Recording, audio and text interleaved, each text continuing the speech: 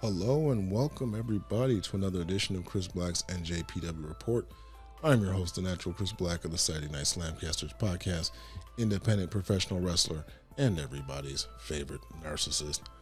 On today's show, I'm here to talk about everything that went down on night 9 of the New Japan Cup, which took place on March 15, 2021. We have 5 exciting matches to go over, 2 of which are the very last second round matches between David Finley and Yoshi-Hashi and Tanahashi versus Jay White. Before we get into that, I have only three this time, undercard matches that we need to go over first. So without further ado, let's get right to it. In the opening match, we have the team of Taguchi, El Desperado, and Minoru Suzuki taking on Jado, Ishimori, and Kenta. Suzuki gonna waste no time jumping the Bullet Club members. There's a lot going on in the opening stages of the match. Fights breaking out all over the place. Bullet Club doing their heel shit.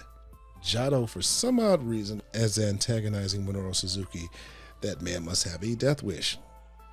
We get some more Kenta and Suzuki going at it. Can never get enough of that. You know, it's really good to see El Desperado and Ishimori. Seems like they've been missing in action for most of the New Japan Cup. Jado at the end of the match is put in a numero dos by El Desperado and he gets the submission victory.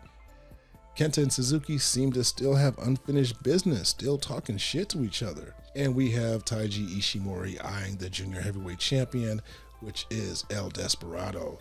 So maybe something in the near future. In the next match, we have Kanemaru, Taichi Zack Sabre Jr.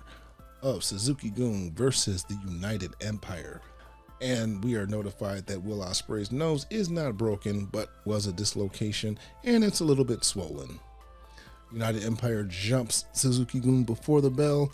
The fight is spills to the outside. O-Khan and Taichi are going at it. Please give me some more of this. I want to see these two go at it. Zack and Will tear it up some more in the ring, continuing where they left off last night. Jeff Cobb in the end is left in the ring with Kanemaru while everyone else is fighting on the outside.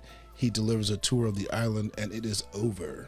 So we're back to Jeff Cobb getting the victory for the United Empire. O-Khan and Taichi after the match continue to have words with each other. And again, I'm hoping I see some singles action between these two. On to the next match, we have the team of finally something different. We have Taguchi, Goto, and Nagata taking on LIJ members Bushi, Sanada, and Tagaki. Thank God, not another typical chaos mix going up against LIJ. Goto Shingo looks to start, but Bushi jumps in while his back is turned. Bushi in this match is really healing out as he keeps doing run-ins. He jumps in when Shingo was in with Nagata. Like he's just, I don't know, all over the place. Like he just can't wait to get into the ring. Taguchi gets in and works with Sanada. And after watching the best of the Super Juniors, I have a new respect for Taguchi. He's more than just a goofy ass comedy wrestler. Like he can get down when he really needs to. However, you don't really see that much in this match. He just kept trying to get that booty bump in. I think they call it the hip attack, which doesn't get him anywhere but pinned as Sanada rolls him up in a Japanese leg roll clutch for the pin. Nice quick match. No need for it to be long and drawn out, so they kept it to a very respectable time. All right, let's get into the final second round matches. First up, David Finley taking on Yoshi-Hashi. Juice Robinson comes out with David Finley to support his tag team partner, and congratulations to David Finley and Juice Robinson winning the Impact Tag Team World Heavyweight Championships from the Good Brothers. So we start out with some good chain wrestling as these two guys are trying to outdo each other.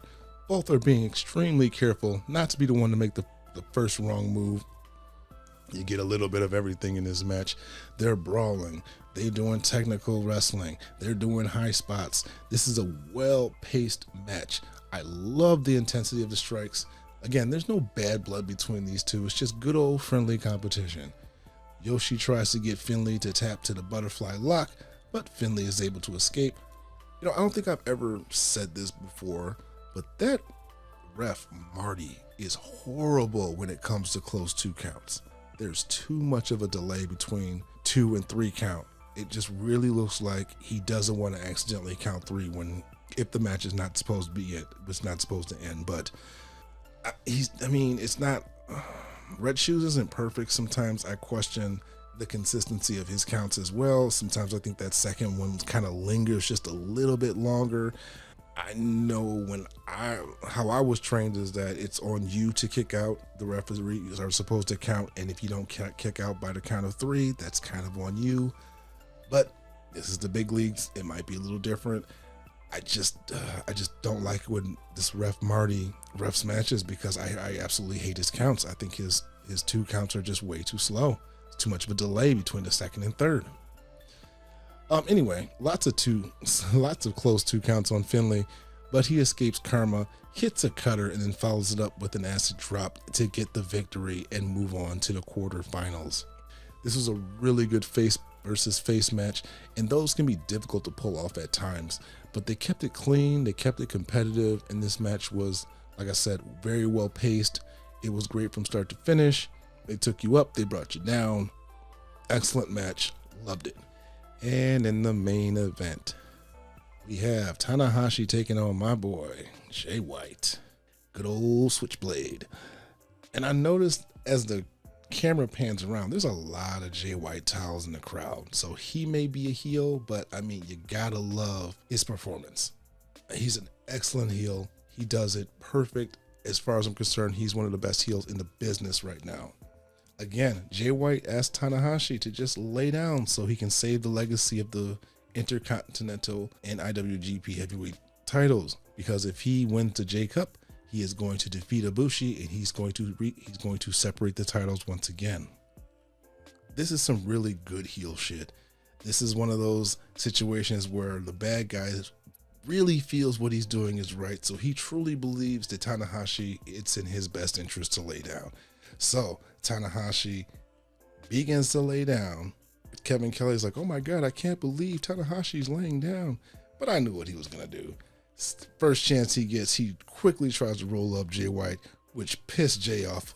He attacks Tsuji on the outside to bait Tanahashi to come out, and that allows him to take control of the match. Red Shoes, this was questionable.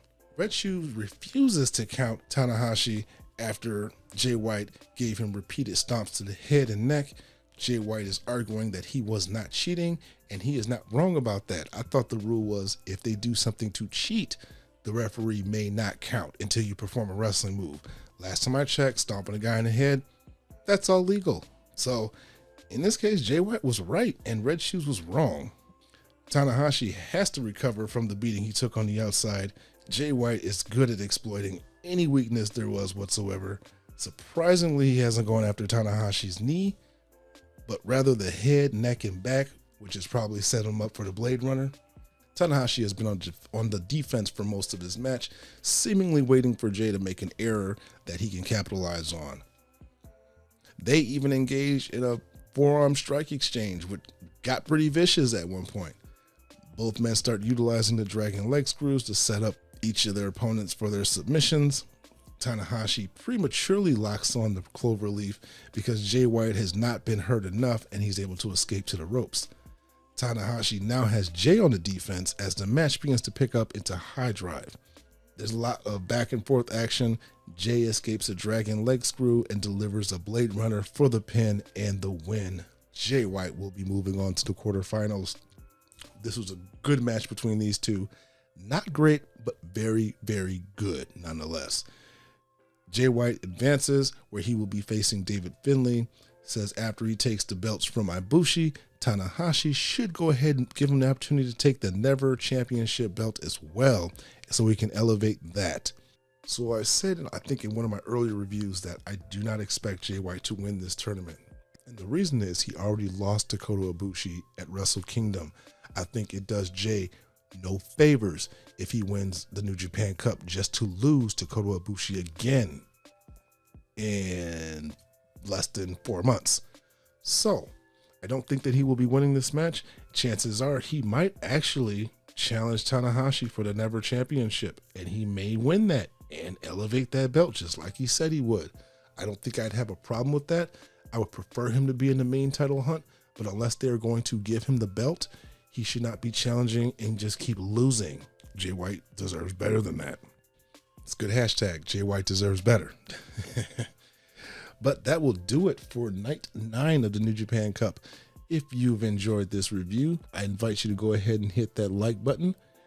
And if you like my content or are interested in hearing more, won't you go ahead and hit that subscribe button. That way you are notified whenever new videos are uploaded. You can find me on most social medias. In my description, you will find links that will take you to my Facebook, Instagram, and Twitter, as well as links that will lead you to the Saturday Night Slamcasters podcast, our YouTube channel, our Facebook page, and our Facebook group.